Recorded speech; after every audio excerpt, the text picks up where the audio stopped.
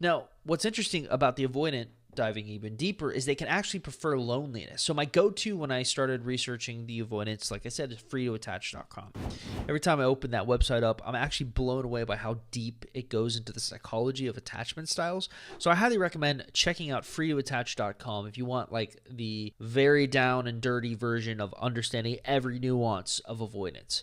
But when I was like trying to figure out what I was going to say for this video, something caught my eye on that website. It was the following quote. So subconsciously, space from someone rather than any complicated engagement is always preferred. Even if conflicted or regretting, they often would be rather lonely than admit they might be wrong.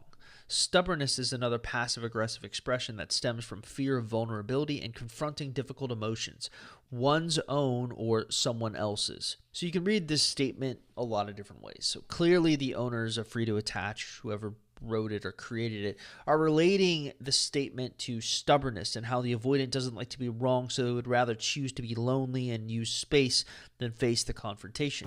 But I actually read it slightly different. If we hearken everything back to the avoidant's core wound of never wanting to lose their own independence, I think of it as them choosing to be alone over engaging in any conversation that could trigger that core wound or that irritates it.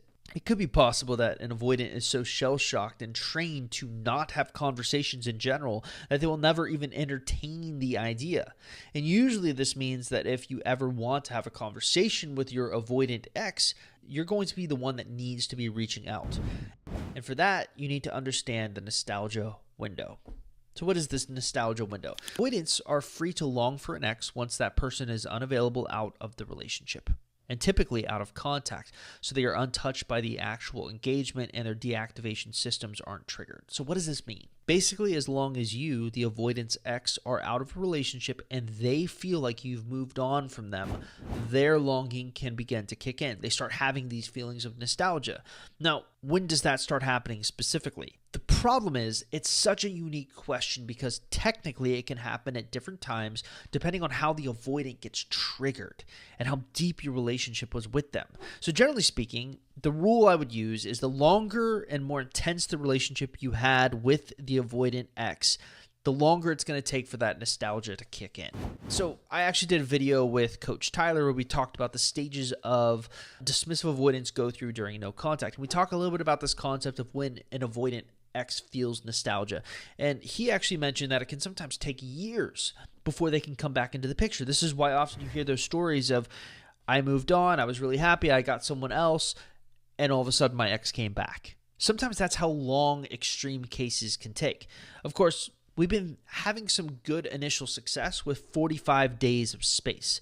In fact, one of the recommendations with the no contact rule that I've been thinking about updating is getting rid of the 21-day rule and the 30-day rule, because when I actually look at the data, I'm consistently seeing longer no contact rules yielding better results. Now, that's not always the case, and I think you need to take it on a case-by-case basis, but when I look at success stories, that's the consistent finding I'm seeing.